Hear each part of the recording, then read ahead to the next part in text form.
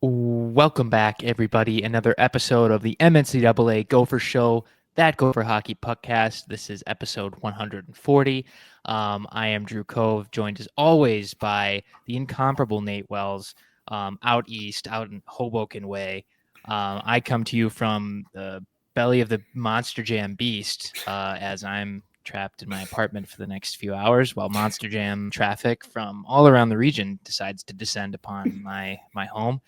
But Nate, there are a lot more important things than just our physical location. Is that, but more on your physical location in a week after this. But first, the Gophers got a sweep. They swept Ohio State at home on Friday. It was a 4-1 win, and Saturday a little bit closer. It was a much more dominant win, but it got really close near the end because Ohio State's just that good. We'll talk about it soon, but 6-3 win Saturday. The Gophers get the sweep over the number 10 team in the pairwise, Nate. They were tied in the conference standings up until the game. And what do you know? The Gophers now find themselves in first place in the Big Ten, thanks to the Gophers' upcoming opponent, Penn State, finding a way to beat Trey Augustine and the Michigan State Spartans. But before we get to all of that around the conference, Nate, let's talk about Friday first. Best word I can use to describe it is clunker, ugly. Those are the two words that came to my head. About 70,000 turnovers and 40,000 fanned passes with shots by both teams combined. It somehow equated to a 4-1, really looking good on paper win for the Gophers. What'd you think about that Friday game and how you stomached your way through what just a really broken and no pace to it game that we've seen so far this year? Well, Drew, thanks for the amazing intro on that one. And if anyone wants to know what day we're recording this episode, it's Sunday. Boom. But I can see it in your face. You're like, let's talk about Friday. It was as our friend Eric Vigo likes to say often, it was not a Picasso. It was not a beautiful. It was not. They can't all be Picassos, and Friday's game certainly was not. It was not. It was the best thing about it was Brody Lamb breaking through for the first goal in 11 games, and the score looking a lot better than the performance. We were talking off air before recording. We weren't sure whether or not it's just both defenses, both goalies were able to stymie the offenses, or if it was just the offenses just not being able to get out of first and second gear. And at times, it were being able to be tested, but just no one really kind of were able to kind of get through the detente. I was half expecting one of the teams to be able to break through with maybe three goals in like a 4-minute span at some point. But, Minnesota, they got their goal. They're able to kind of hold on at times and add on for a late goal and empty netter to make the score look a lot better than the game was. I've actually kind of felt that was the way of the weekend was. It looked a lot better on paper, but also it says a lot for the Gophers that they're able to win 2 games the way that they won. Yeah, it certainly was a very interesting start to that game, Nate. It was like we saw Oliver Moore passing up good shots for just the extra pass happened a couple of too many times, just broken plays in the neutral zone. But and like you said too, it just was some team going to find a way to break through, and it really was the one thing that kind of. Obviously, it was the game-winning goal if you watch the game. But Ryan Chesley, how about that patience? I mean, that looked like that made me think of I know just Minnesota hockey bias here. Watching the 2014 and NHL playoffs first round where Jared Spurgeon ties up Game 7 in Colorado. He holds the puck so long, waits for a defender to dive in front of him, holds it, barely moves, rips the shot past probably Semyon Varlamov at the time, but. I think that level of pace, he just basically, it looked like he was playing NHL or like the video game, and it looked like his controller just turned off and he just kept gliding with the puck, but no one decided to stop him and just boom, just slides the puck right past. Incredible patience. And that's the kind of the kind of thing that people I think would have been looking for after such a clunky start to the game to see.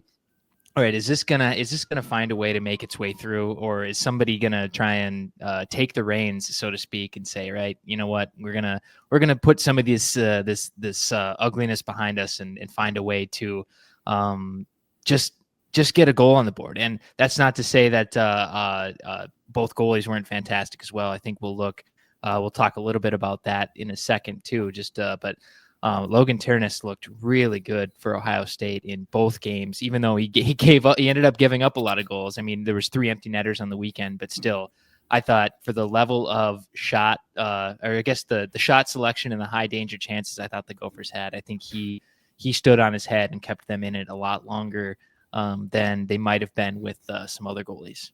Yeah, at times I almost felt like the other side of the Michigan series where the Gophers, they weren't able to kind of find that next gear and put something together, and they're just holding on as Michigan came back in that Saturday game to tie it 2-2 in a game that maybe you felt that the process should be the Gophers are able to kind of find that next level or find the 1 or 2 plays to be able to create an opportunity to score against a top team. And in this case, they found those extra 1 or 2 ways to score goals that are scoring goals, and they didn't really give chances away either for Ohio State in the same way that they did Michigan, and doing that against a team that's going to be in the NCAA tournament, a team that is fighting for the Big Ten title, for fighting to leapfrog the Gophers and have that second spot as well. I mean, it really goes to say Minnesota pretty much put a stamp and showed why at times they are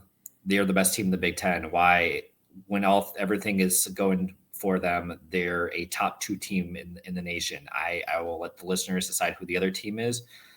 But when things are going well for the Gophers, when they're firing on all cylinders, they're a very, very tough team to stop, and they have that national championship material. It's going up against and taking 6 points against a top 10 team. It's impressive. And you know what? I'll also go one way. One thing to take from this weekend, just the season as a whole, because this was the last regular season series at MSHSL Arena, and the Gophers, credit to the team, credit to Bob Motzko, credit to the fans. MSHSL Arena this season was a very tough place to play against. The Gophers only lost 1 game in regulation in conference play. They had 4 sweeps. And the 1 game that they lost in regulation was against Michigan State while having like 15 players on. And Nick Michael was like a top 6 player at that point in the season. Like that's how things were. Like, playing at MSHSL is a very tough, and they showed it against Wisconsin a few weeks back. They continue to show it against Ohio State, where at home at MSHSL Arena, they are a very, very dangerous team. Very, very dangerous is right. And I think one of the biggest things that I guess one of the differences in some of the games that we've seen where they've like the Michigan things where it didn't really all click together to find a way to get the victory. But I think the key was the top defenders were playing better on both sides of the ice, I guess. Offensively, I think Sam Renzel was a mystery man to Ohio State. They did not know what to do with him. Like, he would skate. I mean, like, there would be just plays where it looked like their controller turned off too, where it's like they peel off of him at the last second because it looks like maybe they just thought he was going to throw a pass somewhere or reverse it. I don't know, but like, whatever his arsenal is, which is obviously a lot of different things, they didn't know which one to prepare for or which one to act upon in the game, in the scenario, just because they knew there was too much that he can do very well that he just made. I think he made the Ohio State, the whole roster really just look a little silly sometimes when playing against him when he had the puck. And but that goes to show for Renzel, for Mike Kester, for Ryan Chesley, as we said before. I think those guys elevated their game offensively and defensively this weekend, where it made for a much better weekend than in the past when even I remember after one of the Mercyhurst games earlier in the year, I was asking Bob Motzko just, oh yeah, how's it feel to get the defenders really engaged in the offense? He says, well, we certainly need them to stay engaged defensively too. And that was kind of his main focus of that game, is that he didn't, that told me that it's like, he doesn't think that they played a very sound defensive game against the worst team in college hockey. But that goes to show that I think they've taken some steps in the last few, last couple of months now, last 6 weeks, in getting better in that sense against obviously some very tough competition. I think we certainly saw it this weekend in just as a whole against Ohio State. But Nate, I think one thing I also wanted to talk about on Friday, I almost skipped right over it. Face-offs, one of the big questions, one of the big talking points we had last week. All four guys, I know only one took. I think John Middlestad only took 5 face-offs, but everyone was 500 or better, which is very good. Especially Eric Paulson, who took a large volume. Jimmy Clark took a large volume. I think that was a very good thing to see, and obviously it showed like.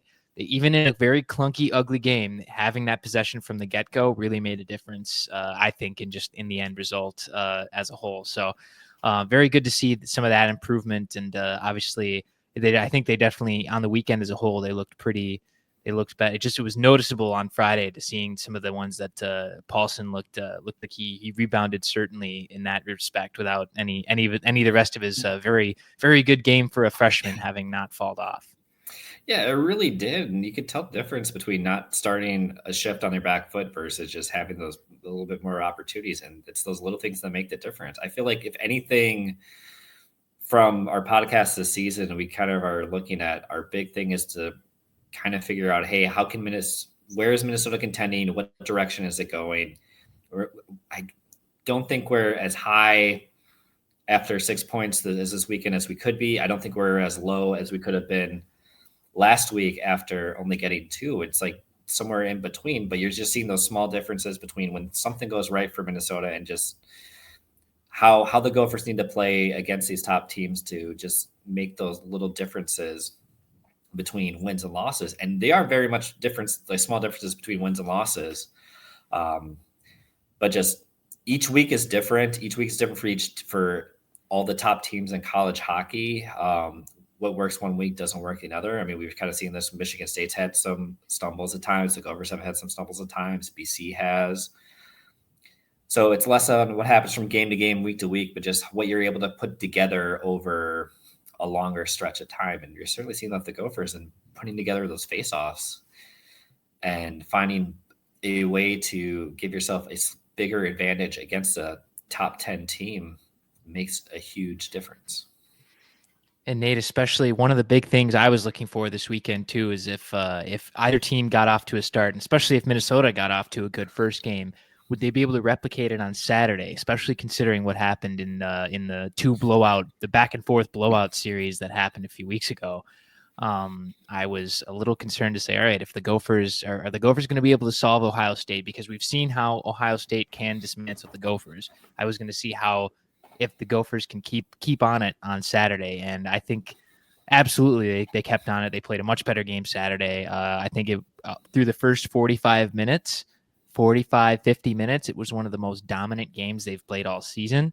I was trying to start keeping those notes, but then obviously Ohio State found the back of the net a couple of times as I think it was 3-1 and then it was 3-2. And just a couple of goals that ended up looking like really heavy screen. I mean, a lot of just broken plays into a turnover, into a few screens, and just going bar. I mean, I don't think there was a goal this weekend that was scored on Liam Souliere that was not bar down, glove side, right above the nets, or right below the crossbar. So obviously very difficult goals to save, but I know we'll talk about that in just a little bit here about just Liam Souliere's performance. But I think the Gophers really rocked it on Saturday, and just goes to show how a good start and not that, like, avoiding that first 10-minute lull or feeling out period can really change things, because we've seen the Gophers so many times over the last few years. All right, on some game they have just like 10 minutes to just figure it out, and then sometimes they're tied, sometimes they find themselves down in a 2-0 hole,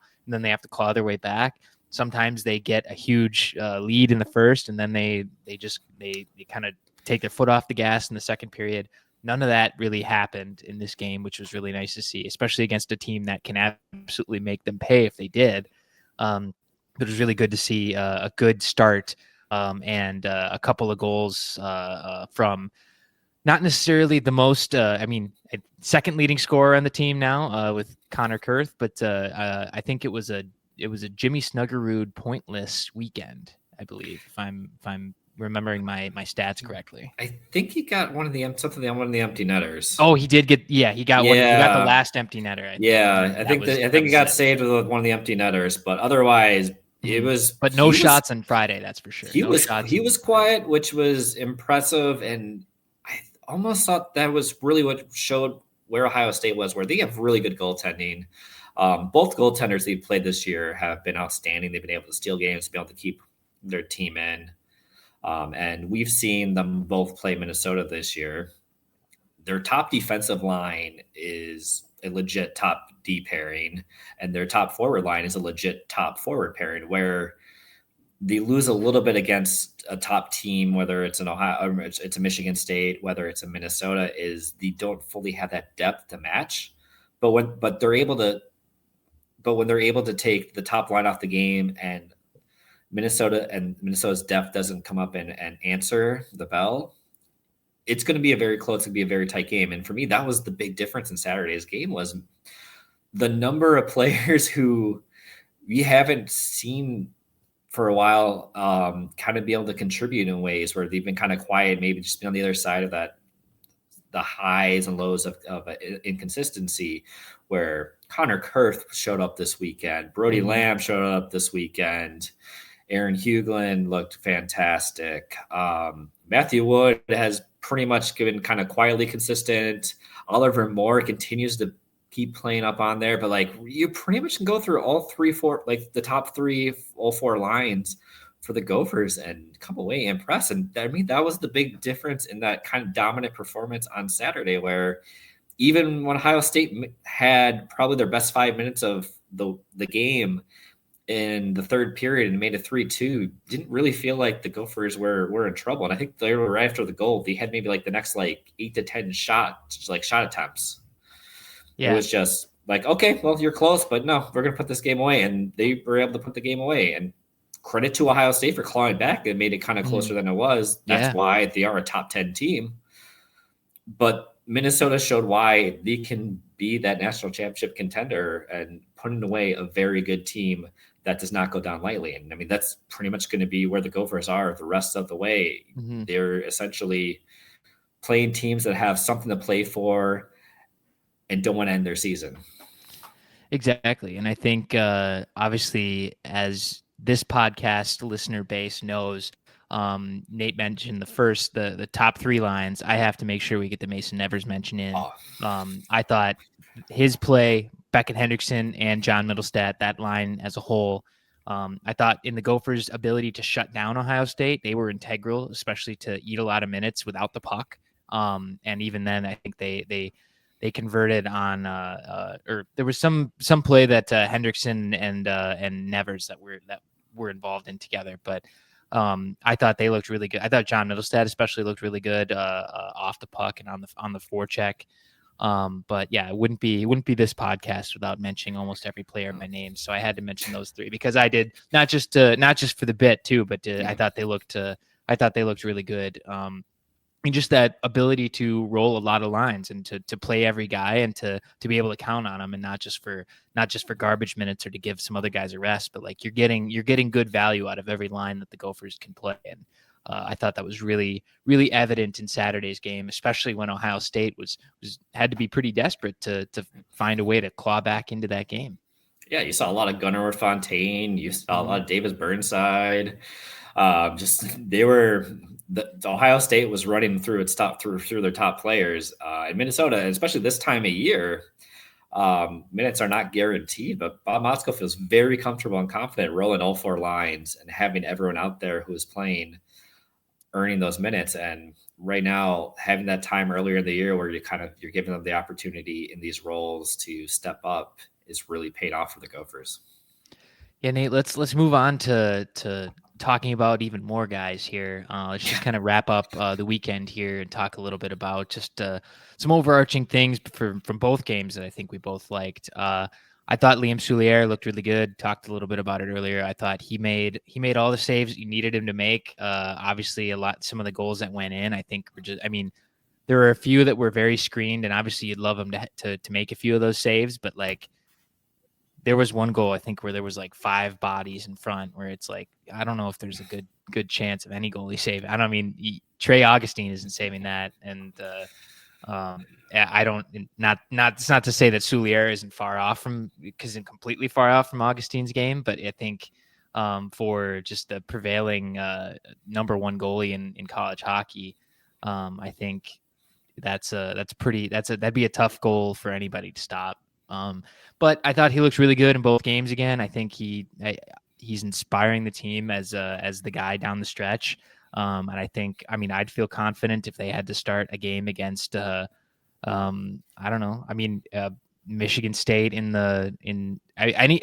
any top 10 team in the tournament. I mean, even if they had to run into this Ohio State team again somehow, like that, obviously you can see it. It's like you have the team is going to have full confidence in his ability to make all the saves that they need to save, and the defense take care of the rest of it in front of them. Yeah, and it felt like a much better defensive performance. You kind of alluded to that earlier, Drew, where Souliere wasn't left out to dry. He wasn't hung out. He made the saves that he needed to. Ohio State is certainly talented enough to score 1-2 high-end goals each game. Basically, if you can limit that to 1-2 goals each game, you have the offense that's able to put things through and create those chances and control possession. You're going to win a lot of games, and that's Minnesota's bread and butter, using their depth, using their offense, and having the defensive ability to just limit opportunities going the other way. Trying to think who else we have not mentioned. Mike Hester, again, also fantastic weekend there. Jimmy Clark, I feel like you can kind of put into a few people on this one, where Jimmy Clark, Brody Lamb, Connor Kurth, all at times over the last 6 weeks have kind of disappeared at points. Mm-hmm. And all three coming together really just kind of playing some of their best hockey during the stretch kind of just shows how integral they are to the Gopher team. We were also debating a little bit where, like, who is the bellwether of this team? And it's probably someone of those three. And I have to say, I think for me, it's Connor Kurth. But you could probably make an argument that all three of them are just really extremely important for the Gophers. When you add their success to Wood, Moore, Snuggerud, Paulson, the Gophers are just they turn into a juggernaut. That's the thing, Nate. It's just the secondary scoring is if it's clicking, you know what? It gives you so many more options, especially if they've shut down the Snuggeruds of the world and he gets a one empty net goal on a weekend, and you can still come away with pretty convincing wins both nights without him really scoring a consequential goal, so to speak. I think it's super important, and obviously I think Brody Lamb, you can say that when the Gophers are rolling, they're getting power plays, and he's the guy that's scoring on those power plays. I think after this weekend, he has like 9 power play goals, which is insane. But I think it's still just a sign of when things are going good for the Gophers, they're drawing penalties because they're playing fast and they're playing well, and the other team is having to take a few penalties to try and keep up. And then he's the guy that ends up being a difference maker. And obviously it's not a guarantee to score on a power play, so you can't just completely discount power play goals as a measure of success. But I think he's the guy that they've been counting on to capitalize on in those chances. And I think that's one thing that you could chalk up for him being the so-called bellwether. But Nate, I think I have to agree with you. Connor Kurth, he's the guy that really signals success, because if you look at in all the games he scored in so far this year, the Gophers are 11-0-0 when Connor Kurth scores a goal. They have not lost a game in which Connor Kurth has scored a goal, and 10 of those are in regulation. One of them was an overtime win. I think it was November 9th against Wisconsin. But still, that's a crazy stat. Like, that's a number. It's like, all right, now you might be looking for it. I'm going to be looking for it. It's like, all right, if Connor Kurth gets a goal, I'm just going to be paying. It's just like scoreboard, like absolutely scoreboard watching, to be like, all right, there's no way they're going to lose this game. Like, it just shows that if Connor Kurth is playing well and getting in on goal scoring, Gophers are going to be successful. So interesting thing to keep an eye on. Obviously not down. We're near the end of the stretch. We're approaching the finish line here, but certainly a lot more hockey to play, and he should be a very consequential figure for the Gophers going forward if they want to have higher measures of success than just making the tournament or winning the Big Ten regular season or tournament, something like that. Yeah, and right now this weekend puts them in a very good position because, well, they control their own destiny for the Big Ten regular season title, which I don't think either of us expected over the last couple of weeks. I would not even expect it last week. I don't even think I expected it after Friday. No. No, sir. So they have that, and then barring something crazy, which I mean never has ever happened after the Gophers travel to Penn State for their regular season finale. No. Pretty much the Gophers like 6 games can go. They're not the wrong way. Yeah, 4 upsets, the right ones. No. End of podcast being like, hey, we'll talk next week about the Gophers NCAA opponent, and then having to have